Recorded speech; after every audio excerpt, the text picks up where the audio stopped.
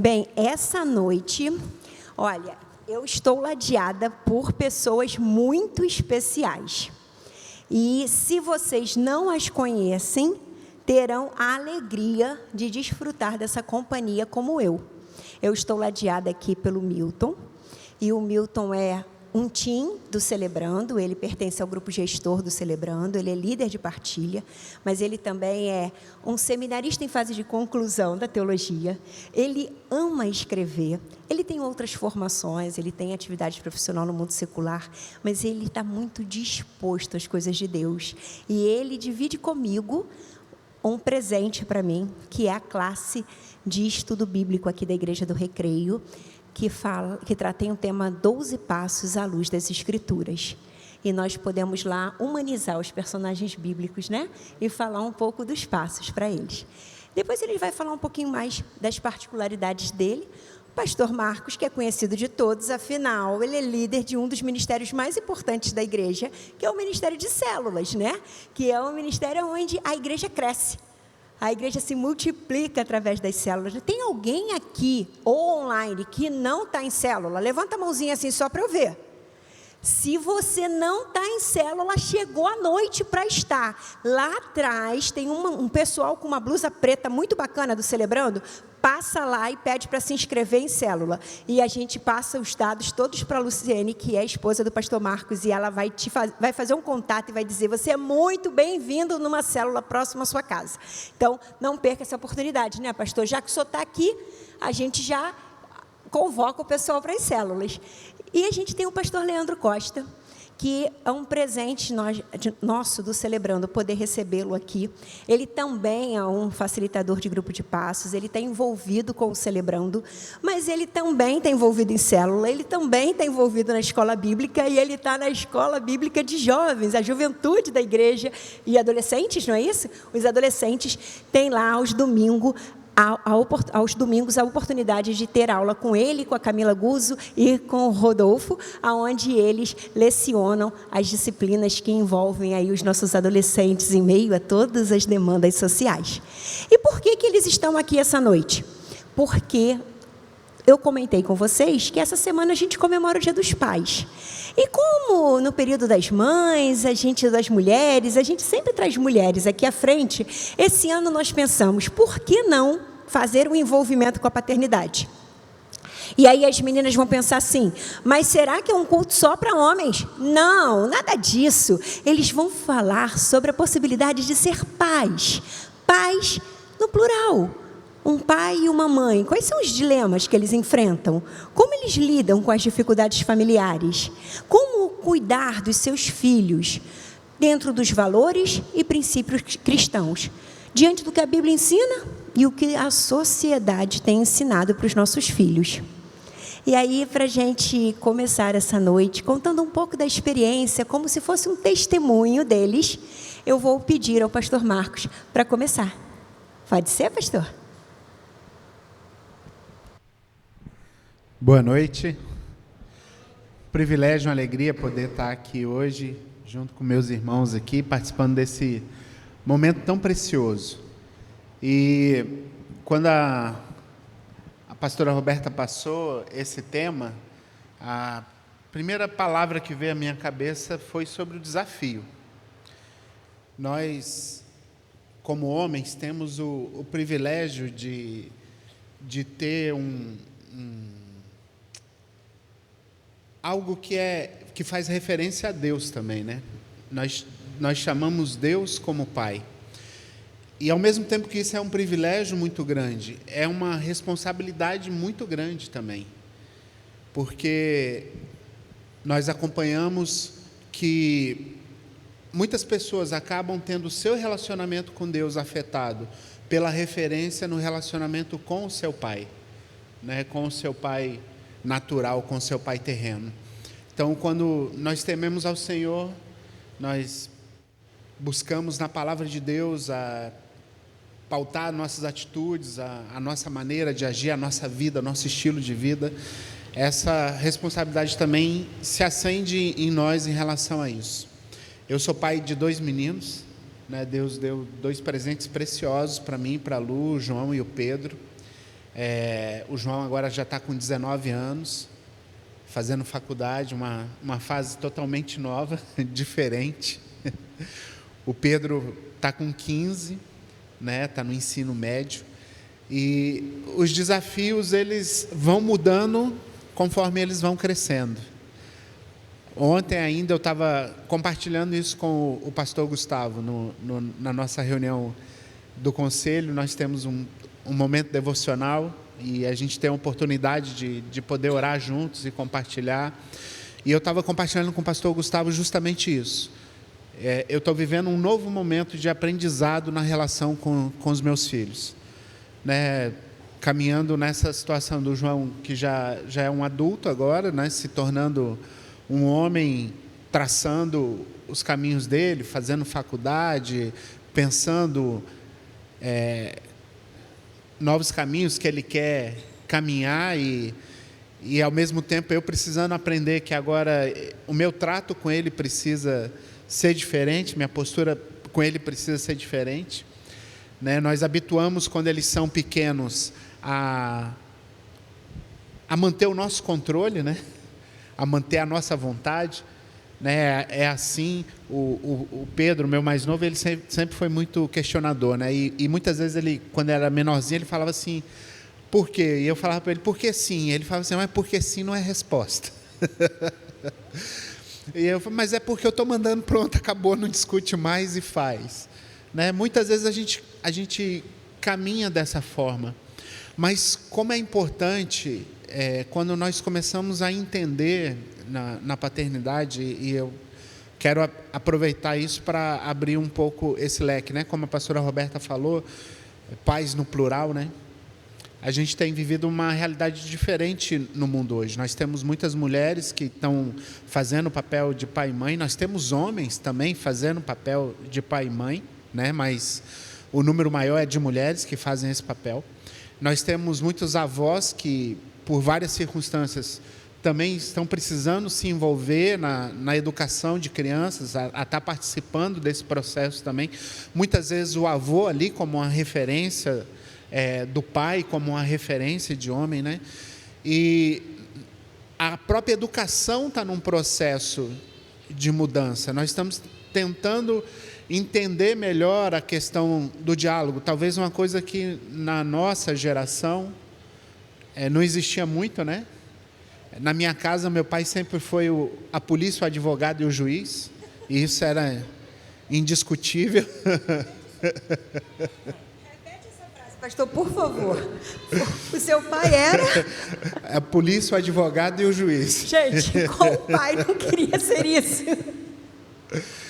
Mas nós temos, no mundo atual, buscado um diálogo maior, até mesmo para que os nossos filhos aprendam essa dinâmica do diálogo. E quando se trata sobre ensinar os princípios de Deus e a palavra de Deus, nós precisamos nos pautar principalmente na Bíblia, né? Nós precisamos trazer exatamente o que a palavra de Deus diz e os motivos pelos quais Deus coloca todas essas coisas. Quando nós vemos os livros da lei, né, quando nós pensamos nos 10 mandamentos, as pessoas às vezes pensam que se trata de um Deus autoritário, de um Deus que quer manter o controle, quando na verdade os 10 mandamentos eles traziam uma função de proteção. É para que o povo de Deus pudesse entender como se relacionar com o seu próximo, né? Qual é o limite na sua relação com seu irmão, de maneira que você proteja o seu irmão e que você se proteja. É o amor sendo colocado em mais detalhes para nós percebermos, né, o que eu posso fazer para demonstrar que eu amo meu irmão. Então, quando eu quero ensinar para o meu filho, eu preciso sim dar para ele a razão, porque Deus dá algumas instruções, por que aquilo é colocado, né? E o que é forte para mim é que o desafio continua. Eles vão continuar mudando de fase, a minha relação com eles vai continuar mudando, e esse desafio é para que eu cresça também. Quando a Bíblia diz que como um ferro afia outro ferro, assim é o irmão na relação com seu irmão, né? o Pedro Paulo ele é bem diferente de mim, nas atitudes, nas ações. E quando ele era pequeno, eu falava que ele era meu ferrinho, né? Porque ele me desafiava a entender o diferente. Ele me desafiava a me relacionar com alguém que fazia as coisas diferentes da maneira que eu fazia. Só que isso foi me aprimorando como pessoa, foi me aprimorando como cristão, foi me aprimorando como homem. Então, a relação de paternidade, muito mais do que uma relação de ensino, ela é uma relação de mão dupla, onde nós também estamos aprendendo. E olha, as crianças nos ensinam muito. O coração das crianças nos ensina muito. A postura das crianças. Eu já dei uma estourada aqui, mas só relatar algo que a Camila compartilhou comigo, de uma criança que acabou de ganhar um irmãozinho, e a Camila quis reforçar para ela o amor por ela, né? E ela disse assim, mas agora, tia Camila, tem que dividir o amor com meu irmão, né? E a Camila falou, não, o seu amor é exclusivo, ele é seu. Agora, para o seu irmão tem um novo amor que nasceu, né, junto com ele. Então, a gente não precisa dividir, porque Deus multiplica o amor no nosso coração. E ela falou para a Camila, igual a célula, né, tia Camila? Na célula a gente multiplica, a gente não divide. Muito bom. E assim, muito importante a fala do pastor Marcos, porque ele vem nos trazer algumas reflexões, mas uma delas, pastor, que me toca muito, é a gente compreender que os filhos passam por fases e que nós, como pai, mãe e responsável de uma forma geral, também temos que acompanhar essas fases. Porque o Ministério cuida de saúde emocional. E o que a gente vê acontecendo muitas vezes é que os pais infantilizam os filhos, não acompanham as fases, não acompanham o crescimento dos filhos, querem tratar filhos com 19 anos na faculdade como se fossem crianças de 7, 8 anos de idade. E isso não coopera com o amadurecimento do seu filho, né? Daquele que você é responsável. Então, é tão bom quando os pais também amadurecem e cooperam nesse ultrapassar de fases de uma forma consciente com seus filhos, sem o medo da perda, sem a codependência emocional impositiva, sem querer reter eles, as mulheres debaixo das suas saias, né? Ali nas bainhas das suas saias, mas avançando e cooperando com esse crescimento para que eles também possam se tornar adultos que possam florescer melhor, né? Obrigada, pastor Marcos. E agora, esse cara que hoje me deu um baita susto de manhã cedo, pegou um voo que teve um raio, uma coisa super complicada, mas eu não sei se ele vai entrar nesse assunto, porque ele tem um tempo para poder partilhar e o tempo é pequeno. E eu tenho certeza que a sua contribuição como pai, como o sacerdote da sua família, vai ser muito, muito grande. Meu irmão Milton, por favor. Boa noite. Eu sou o Milton, um filho amado de Deus. Então, refletir sobre como ser um pai melhor na realidade bíblica, eu não poderia pensar em outra coisa, além do meu Pai do céu. Nós nos expressamos assim, né? A nossa relação com Deus é uma relação de pai para filho. E quando a gente pensa na Bíblia, ela vai do início ao fim, falando como essa relação é bela. E ela nos orienta, ela nos ensina. E como nós precisamos aprender. Bom, eu sou o Milton, né? Sou casado há 29 anos com a Mary. Ela está aqui comigo hoje. Nós somos namorados há 34 anos. E nós temos 3 filhos. Nós temos a Mary Alexandra, de 28 anos. Temos o Mateus, de 23. E temos a Mariana, de 15. E temos 2 pets. O Mac, de 14, e a Milly, de 3 anos. E ser pai é um desafio, pastor. É um desafio. Eu fui pai muito novo, né? Com 22 anos. Nós nos casamos com 21. Com 22 anos eu já estava tendo a experiência de ser pai. E estava no turbilhão de começar a vida. Eu fazia faculdade, eu trabalhava, eu estudava inglês. E eu era pai. E tinha uma pessoa pequenina ali que precisava de mim. E eu já era um pai evangélico. Eu já era um pai no contexto bíblico. Eu tinha quem me pastoreava, eu tinha quem me orientava. E nós sempre buscamos trazer para os nossos filhos o ensinamento cristão. E aí fui pai depois com o Mateus, fui pai com a Mariana, e sempre tentando trazer os princípios bíblicos. Mas eu tenho aprendido no Celebrando que para eu começar essa brincadeira de ser pai, eu preciso estar bem emocionalmente. Quando eu penso na minha vida enquanto pai, e na minha tentativa, ou nas minhas tentativas de ser um pai melhor, segundo a Bíblia, essa sempre foi a minha tentativa. Quantos erros eu cometi? Muitos acertos também eu tive. Mas eu me oriento em duas palavras que eu acho muito importante e que sempre estiveram comigo. E assim, não existe uma fórmula mágica. Não existe. O que nos orienta é a verdade da palavra de Deus. Mas essa palavra, ela tem um alcance específico na vida de cada um e na dinâmica de cada família. Então, para nós, tem funcionado de uma forma. Porque hoje eu posso ainda dizer, e sempre quero dizer, eu e minha casa serviremos ao Senhor. Até aqui o Senhor tem nos ajudado. E nós sempre buscamos duas palavras, discipulado e disciplina. Discipulado para sempre tentar levar para os nossos filhos qual é o caminho. E não há uma forma melhor do que o exemplo. Então nós sempre fomos aqueles pais que, durante a noite, ia no quarto das crianças e fazia oração por elas. Nós sempre somos aqueles pais que, em algum momento da dinâmica da casa, líamos a Bíblia. Nós sempre fomos pais que, nas nossas adversidades da vida, uma coisa que eu sempre busquei deixar claro para os meus filhos é que a solução, ela tem que me levar para o caminho da cruz, ela tem que me levar a Cristo.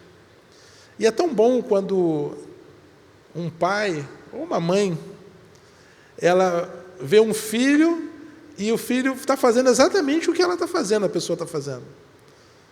E tem aquele ditado que diz, né, filho de peixe, peixinho é. E aí quando você olha para um filho e vê o filho fazendo algo que você faz, vê um filho no momento de adversidade, orando, vê um filho buscando a palavra de Deus, nas suas dificuldades da vida que todos nós temos. Isso é muito bom. Mas isso é reflexo de quê? De um pai, de uma mãe que busca com um exemplo. Mas isso não precisa começar, e às vezes a gente nem tem condições, né, pela nossa própria experiência de vida, de começar assim que eles nascem. Mas nunca é tarde para começar. Nunca é tarde para começar a dar um exemplo para os filhos. Isso tem sido algo que tem nos ajudado. Agora, os filhos, como o pastor colocou muito bem, eles nos ensinam. Muito. Vindo para cá, e aí, muito rápido, eu falei ali na sala com a minha filha mais velha, e ela falou, pai, mas depende muito do momento, da fase da vida que o filho está buscando.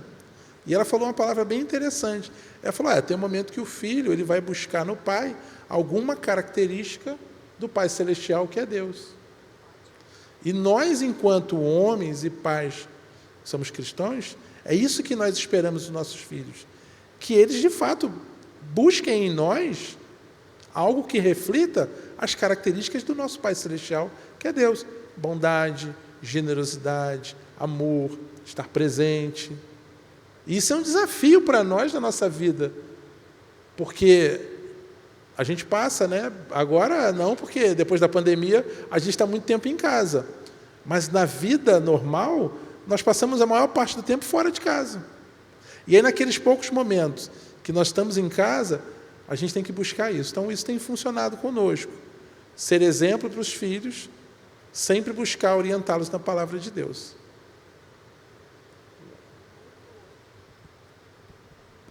Foi? Foi.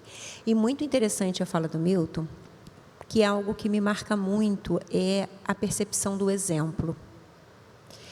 Por mais que a gente ache que os nossos filhos não estão vendo o que a gente está fazendo, ou não prestam atenção na conversa que estamos tendo em um momento adulto da casa, Curiosamente, eles estão sempre atentos a algum detalhe. A forma que a gente se veste, que a gente senta, que a gente fala, isso é o simples. O temperamento, a forma que reagimos às coisas que acontecem no nosso dia a dia, no nosso cotidiano. Mas aí, pensando em todas as mulheres que estão aqui nos assistindo no presencial e no online, e também nos homens, é muito importante, Milton, a gente lembrar que a gente também tem um exemplo como de referência, né? E nós fomos chamados a ser discípulos de Cristo. E nós fomos chamados a sermos imitadores daquele que é o Senhor das nossas vidas. Então, o que nós temos feito como imitadores e seguido o exemplo de Jesus? A gente tem trabalhado a nossa honestidade, a gente tem trabalhado a nossa sinceridade, a nossa integridade, a nossa obediência, o nosso amor, como o pastor mencionou dos 10 mandamentos, o nosso amor ao outro, né? Uma expressão de amor, de cuidado com o outro, um limite que a gente precisa ter na vida. Então, nós temos uma referência a ser seguida. E nós caminhamos muito mais pelo exemplo do que pelas palavras que damos aos nossos filhos, né? Então, que a gente também possa ser esse que segue o nosso exemplo, né? Ou, na verdade, que segue o exemplo do Senhor, que guia as nossas vidas, né? Que bom que a gente tem alguém para poder referenciar o que podemos ser, que é Cristo Jesus, né? Ele é, de verdade, o nosso grande exemplo, a nossa grande referência. Muito obrigada, meu irmão Milton. E aí, agora, vamos ouvir o Leandro trazendo essa também experiência dele em casa, com seus filhos, com a sua esposa. E de tantas atividades que o Leandro faz, né? Inclusive ele trabalha em um hospital também, né, Leandro? Então são muitas atividades, muitas experiências. Conta um pouco pra gente, Leandro. Amém. Eu sou o Leandro. Isso é muito bom, né? Oi, Leandro. Eu sou um filho amado de Deus que fui agraciado com uma herança chamada filhos e esposa. Eu sou casado com Cris, com a Cristiane. Ela está de plantão hoje, eu cheguei, ela foi. Por isso que ela não está. Nós vamos completar, estou chegando lá. Esse ano, 17 anos de casado. Temos 2 filhas, a Clarissa, que está aqui, com 13 anos, e a Clara, que está lá com a tia Estela, com 4 anos. E quando me foi dado esse presente de pensar um pouquinho sobre os desafios de educar um filho em meio a essa sociedade, mas se pautando em valores cristãos, eu pensei justamente na primeira palavra que o pastor Marcos falou, desafios. E tentei enumerar alguns desafios, porque são milhares. Porque educar um filho é uma arte, é um desafio, é uma alegria, não é? Eu tento não pensar que é uma caixinha de surpresa, porque nós temos um manual que nos guia, nos direciona. Então, vamos para a cartilha, vamos para a palavra de Deus. Primeiro desafio que eu entendo nessa questão, essa perspectiva de tentar, de alguma maneira, ser relevante como pai para minhas filhas, é exercer com excelência a mordomia desse presente, dessa herança chamada filhos que Deus me deu. Pensando um pouquinho no valor que elas têm, no valor que a minha família tem, eu fico imaginando também como desafio eu ter que enxergar, ver, perceber com clareza o valor que eles têm, o valor deles, o valor que está contido neles, e fazer com que, de alguma forma, eu seja um facilitador para que eles enxerguem o valor que eles têm. E aí, para que haja essa clareza e essa relação entre eu e minhas filhas, é preciso proximidade, que aí entra um novo desafio. Pensando um pouquinho sobre proximidade, o que eu entendo como desafio nessa relação de criar minhas filhas é que eu preciso ser um bom estímulo para que elas se aproximem e estreitem a sua proximidade e comunhão com Deus. Mas eu preciso, como a pastora Roberta falou, ser exemplo. Eu preciso também entender e me inclinar para que eu tenha uma proximidade, uma comunhão genuína com Deus. Eu preciso dar esse exemplo para que eu esteja sensível à voz do Senhor para como ensinar, educar minhas filhas no caminho dele. Eu preciso ter essa referência para que eu possa dizer para elas, sigam a Cristo. E para que elas consigam entender que quem segue e serve, segue de perto. É necessária essa relação de proximidade realmente. É necessário que elas entendam que quanto mais distantes elas estiverem do Senhor, maiores são os riscos delas se perderem no e do caminho. Quanto mais distantes elas estiverem de Deus, mais difícil vai ser avistar o Senhor. E aí mais fácil vai ser a possibilidade de pecar uma queda pelo pecado da independência, buscar a independência. E é algo que me preocupa. Quando Deus gerou no meu coração a inclinação de enxergar essa igreja local como uma igreja que eu faria parte, o que mais me inclinou a vir para cá foi o tempo que a Clarissa se encontrava, na entrada da adolescência. Eu bastante atuante na outra igreja de onde eu vim, mas extremamente preocupado, porque eu estava muito presente, minha esposa, mas a Clarissa, por exemplo, a Clara era muito pequena. Clara tinha meses. Mas a Clarissa estava começando a ir à igreja só aos domingos. Eu falei assim, não pode. E comecei a orar ao Senhor e pedir direção a Deus. Porque é importante essa relação de proximidade nossa e, como exemplo, eles quererem estar próximo do Senhor. Uma coisa também que eu entendi como desafio, pensando um pouco no que falar, é que nós, enquanto pais, não devemos nos conformar com esse ditado popular que diz que filhos não são criados para nós, mas para o mundo. Não. Eu refuto essa ideia. Minhas filhas não são criadas para o mundo. Minhas filhas são criadas para o Senhor, elas são de Cristo. Eu preciso me apropriar disso como verdade. Eu preciso entender que elas entendendo serem de Cristo, elas vão querer estreitar essa relação. E aí me vem à memória, e Deus me leva para o texto de Deuteronômio 6, capítulo 6, versículo 7, que diz: ensine com persistência aos seus filhos. Ensine-as. O que ele está falando de ensinar? O autor de Deuteronômio está falando, ensine essas palavras que Deus falou para que vocês sigam. Converse sobre elas. Converse sobre elas quando vocês estiverem sentados em suas casas, quando estiverem andando pelo caminho, quando forem se deitar e ao levantar. É cíclico. É em todo tempo. Não há uma invenção da roda para educar os filhos no caminho do Senhor. Não há. Há uma questão de proatividade, de intencionalidade. Eu preciso ser intencional. Eu preciso me estimular. Eu preciso ter proximidade. Eu preciso investir tempo e tempo de qualidade com meus filhos.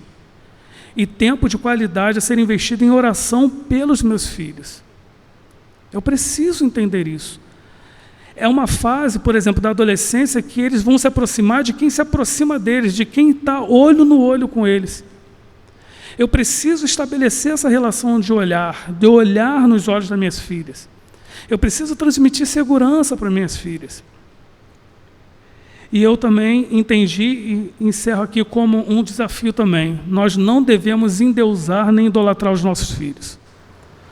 Nós devemos, com temor, ser influentes na vida deles, para que eles temam e obedeçam ao Senhor, para que eles assim amem o Senhor de todo o seu coração, de toda a sua alma, de todas as suas forças, e dessa maneira reconhecer o Senhor, o nosso Deus, como o único Deus. Obrigado por me ouvirem. Muito obrigada, Leandro. Contribuição generosa. E o destaque ao meu coração que a sua fala trouxe foi exatamente você não se convencer de que você cria suas filhas para o mundo, né? Porque muitos de nós tentamos nos amoldar ao padrão do mundo, mesmo a palavra nos ensinando que não devemos. E a gente tem que persistir muito para que os nossos filhos não sejam ludibriados pela garra do mundo, né? Porque eles parecem que têm garras muito sedutoras. E eu lembro que, como mãe, muitas vezes a minha fala para minha filha foi: minha filha, quem faz o que é errado sofre. Se não sofre na hora, sofre depois. Mas sempre sofre. E essa era uma máxima lá em casa que ela repetia muitas vezes. Até quando ela sabia que ia fazer uma escolha errada, ela repetia: mãe, eu já sei, quem faz o que é errado sofre, se não sofre na hora, sofre depois. Mas aí ela queria ter a sua autonomia, já no auge dos seus 18, 19 anos, e queria ter a sua independência. Hoje ela já tem 27 anos. E aí ela se desafiava a pensar em fazer o que é errado. E aí a minha reflexão para ela, Milton, era a seguinte: você vai agradar a Deus com o que você está escolhendo? E aí o Celebrando me ensinava que eu era impotente diante da escolha dela, sabe? Que eu tinha que fazer a minha parte como mãe, mas que eu era impotente diante da escolha dela. E aí eu ia para o joelho no chão. E muitas foram as vezes, mas muitas foram as vezes que Deus me surpreendeu. Eu, com meu joelho no chão, levantava e olhava para ela e perguntava: e aí, minha filha? Você não ia fazer o que você tinha dito? Não, mãe, desisti. Você ficou orando, perdi até a vontade. Então, que a gente ore, que a gente busque pelos nossos filhos. E quem aqui não é pai, não é mãe, que você faça como filho a escolha mais assertiva. Deus vai se agradar da tua escolha diante dos teus pais. Deus vai se agradar do que você está sugerindo para a sua vida. Então, que você se posicione diante de Deus. E para nos encher ainda mais essa noite de tudo que a gente já recebeu até aqui, o pastor Marcos vai fechar a noite nos trazendo uma palavra abençoada para a sua vida e para a minha. Não é, pastor?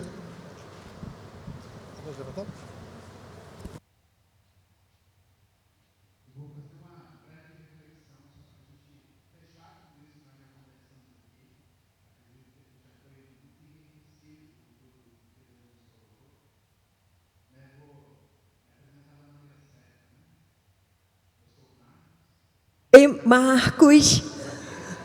Casado com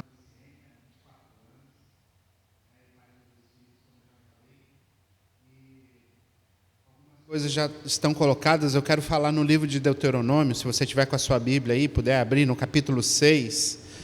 Deuteronômio no capítulo 6. Pastor Leandro também já citou aqui. Mas Deuteronômio 6, de 5 a 9, diz o seguinte: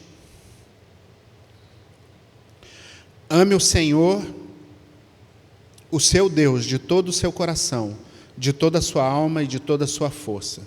Que todas essas palavras que hoje lhe ordenam estejam em seu coração. Ensine-as com persistência a seus filhos. Converse sobre elas quando estiver sentado em casa, quando estiver andando pelo caminho, quando se deitar e quando se levantar. Amarre-as como um sinal nos braços e prenda-as na testa.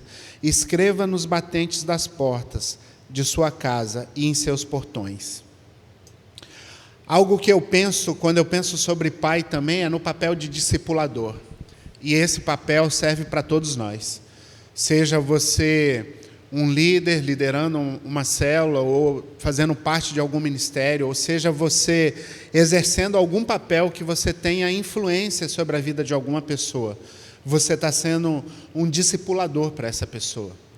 Então, tirando o foco apenas de pensar aqui como pai, mas pensando que, como pai, eu também sou um discipulador, e quando eu sou um discipulador em outros momentos, em relação a outras pessoas, cuidando de outras pessoas, como eu cuido dos meus filhos.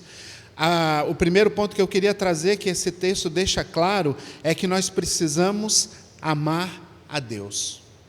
O início desse capítulo 6, o livro de Deuteronômio é o último livro do Pentateuco, e ele é chamado em alguns estudos como a segunda lei, como se fosse uma compilação de todas as leis que foi dado ao povo de Israel. E o início, em algumas Bíblias, tem um título dizendo assim: o grande mandamento, amar a Deus. E nós estamos num livro do Velho Testamento, mas quando nós vemos Jesus lá no Novo Testamento, quando perguntam para ele acerca do maior mandamento, Jesus diz que é o quê? Amar a Deus sobre todas as coisas e amar o próximo como a si mesmo. Então, o amar a Deus entra dentro disso que a gente já conversou aqui. Precisa você ter um equilíbrio emocional, porque para eu amar alguém como a mim mesmo, está implícito que eu preciso me amar. Se eu não estiver me amando, se eu não estiver sabendo cuidar de mim mesmo, suprir a mim mesmo, como é que eu vou fazer isso por outra pessoa? A Bíblia diz que um cego não pode guiar outro cego. Então, antes de tudo, eu preciso amar a Deus. Para eu ensinar meu filho, para eu ensinar alguém, para eu ensinar na minha célula, para eu ensinar no ministério que eu esteja participando, a amar a Deus, as pessoas precisam ver em mim esse amor a Deus. Não adianta eu falar para a pessoa, olha, ame a Deus, a pessoa precisa ver que eu amo a Deus. E o versículo 5 e 6, eles reforçam isso. Quando eles falam que eu preciso amar a Deus de todo o meu coração, com toda a minha alma, com todas as minhas forças, com todo o meu entendimento, isso está colocando que precisa ser completo. Eu preciso amar a Deus com tudo que eu sou, com tudo que eu tenho, com todo o meu entendimento, com toda a minha paixão. Nós, às vezes, colocamos paixão em muitas coisas, né? Eu acho muito legal quem gosta de time de futebol. Eu não torço para nenhum time de futebol, né? Mas eu acho muito legal a galera que torce, meus filhos torcem, né? E meu cunhado que é casado com a irmã da Lu, ele sofre demais pelo time dele. É uma paixão. E aí, quando eu vejo esse texto, eu entendo que é isso que é amar a Deus. Sabe, eu preciso amar a Deus com toda a paixão que tem no meu coração, com toda a minha vontade. Quando eu for me dedicar a Deus, eu vou dedicar tudo, eu vou entregar tudo, eu vou fazer o melhor. As pessoas precisam ver em mim, os meus filhos precisam ver em mim, que quando se trata do Senhor, eu estou disposto a entregar tudo, eu estou disposto a fazer o meu melhor, eu estou disposto a priorizar. Então, amar a Deus quer dizer que eu vou estar completamente envolvido com Ele. Recentemente a Lu perguntou para um dos nossos filhos o que mais impactou ele na infância em relação à decisão de servir a Deus ou de se entregar a Jesus. E ele falou para ela que o que mais impactou era quando ele a via no nosso quarto, ajoelhada, orando. Não foi sobre as vezes que ela falou para ele sobre oração e nós tivemos algumas experiências de oração com ele, mas foi o fato dele ver ela ali no quarto, ajoelhada, orando, buscando o Senhor. Isso fez ele interiorizar que é importante buscar a Deus.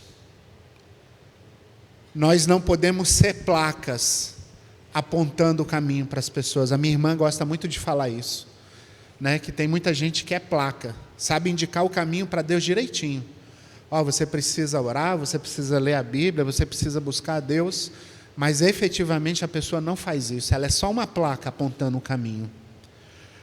Uma das instruções que a Bíblia diz sobre educar filhos é que nós ensinamos no caminho, não é o caminho, é no caminho. No caminho implica que eu preciso estar andando nesse caminho. Então, quando eu vou ensinar alguém, quando eu vou trazer alguém para Jesus, eu preciso estar andando nesse caminho com Jesus. Discipulado é a pessoa enxergar que a minha prática condiz com o meu discurso. Um outro ponto que eu vejo aqui nesse texto é que esse amor, esse relacionamento com Deus, ele precisa ser cotidiano. Sabe, o versículo 7 fala sobre a persistência, que o pastor Leandro destacou aqui, né? Mas fala para conversar quando você estiver sentado em casa, quando você estiver andando pelo caminho, quando você deitar, quando você se levantar.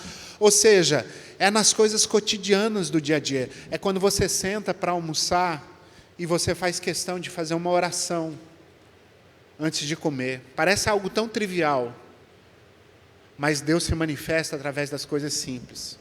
É quando você vai fazer uma viagem de carro e você decide fazer uma oração primeiro, colocando diante de Deus, agradecendo a Deus a oportunidade. Às vezes é uma viagem de férias, às vezes é um passeio. Para que quem caminha com você entenda que nas coisas simples da vida, nós reconhecemos a presença de Deus. Deus faz parte do meu cotidiano. Deus faz parte da minha caminhada até o meu trabalho. Deus faz parte do trabalho que eu tenho quando eu dedico gratidão a Deus porque eu tenho um trabalho, porque eu tenho um emprego, porque eu posso trabalhar, porque eu posso me levantar na segunda-feira para ir trabalhar, ao invés, muitas vezes, de murmurar ou de reclamar por isso. Envolva o Senhor no seu cotidiano. Dê graças ao Senhor por aquilo que Ele faz. Um outro ponto que eu quero destacar é que você precisa promover e abençoar aqueles que estão com você. Sejam seus filhos ou sejam aqueles que caminham com você nesse seu papel de discipular, de ensinar alguém. Quando a Bíblia fala para nós falarmos uns aos outros com salmos e hinos, o que a Bíblia está falando, olha, em vez de você criticar, em vez de você lançar palavras que vão detonar com a pessoa, lance palavras que vão promover. Motive as pessoas, encorajem as pessoas. Eu gosto muito de José de Arimateia. Porque no meio dos apóstolos, às vezes a gente passa na Bíblia e passa despercebido. Mas ele era chamado de filho do encorajamento, porque ele encorajava as pessoas. Ele se colocava ao lado das pessoas para motivá-las na caminhada com Cristo. Nós precisamos ser encorajadores. A gente está num mundo onde tem sido lançada a cultura do cancelamento, onde as pessoas discordam e aí não se aceitam mais. Mas nós cristãos, nós recebemos o ministério da reconciliação. E para reconciliar, as pessoas precisam ser promovidas, elas precisam ser incentivadas, motivadas. Isso deve começar na nossa casa, isso deve refletir para as pessoas. Busque uma palavra de encorajamento. Mesmo quando você estiver indignado com aquela pessoa, quando tudo que você pensa é falar sepulcro caiado, fariseu. Pense numa palavra de bênção. Promova as pessoas. Motive elas. Muitas vezes as pessoas chegam até nós com uma visão completamente negativa de tudo. Isso aqui deu errado, isso aqui não funcionou, isso aqui...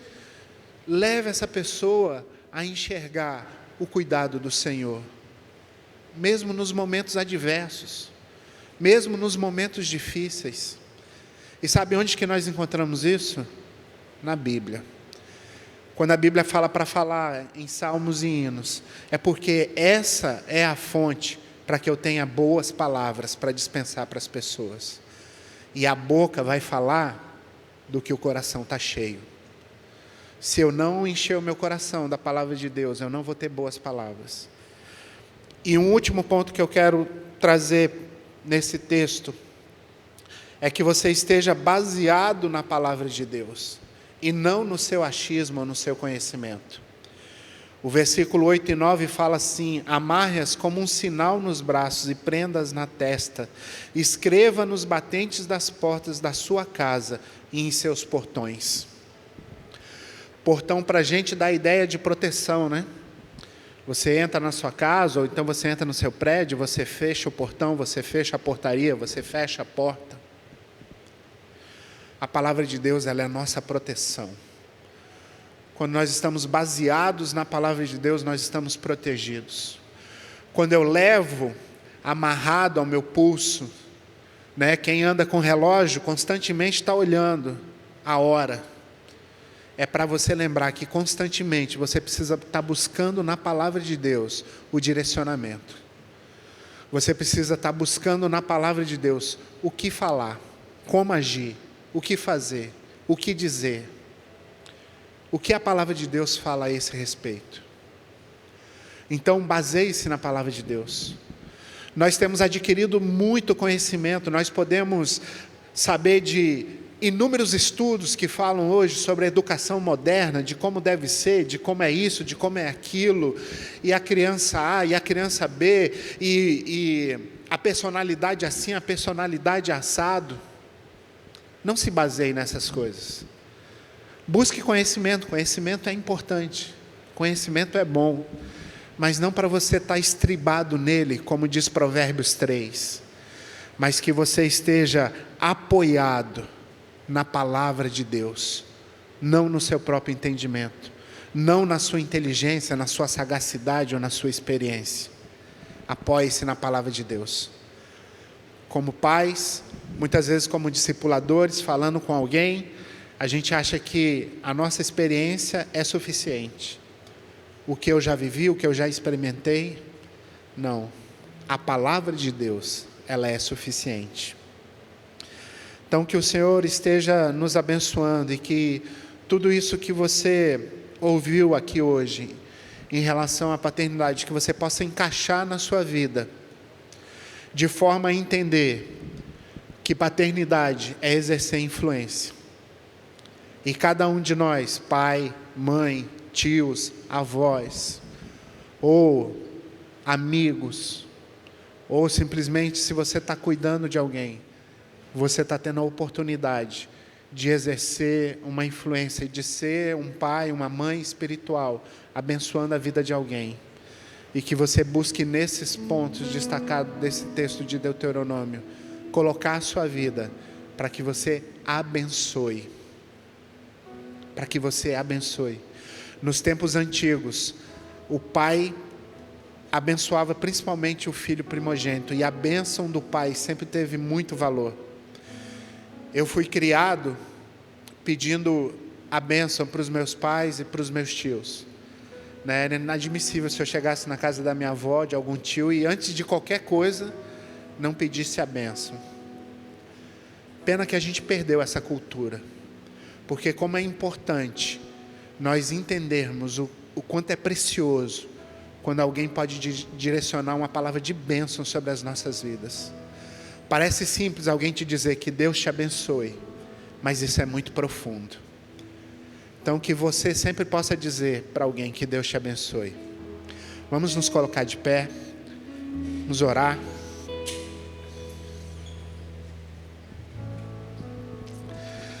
Deus, queremos te agradecer por essa noite aqui, por poder cogitar, Deus, acerca dos desafios da paternidade em relação à tua palavra, mas pensar isso de forma muito mais ampla, porque o Senhor, como nosso Pai, o Senhor é o nosso Pai, o Senhor é a nossa mãe, o Senhor é o nosso discipulador, o Senhor é o nosso instrutor, é o Senhor que nos ajuda, é o Senhor que nos socorre.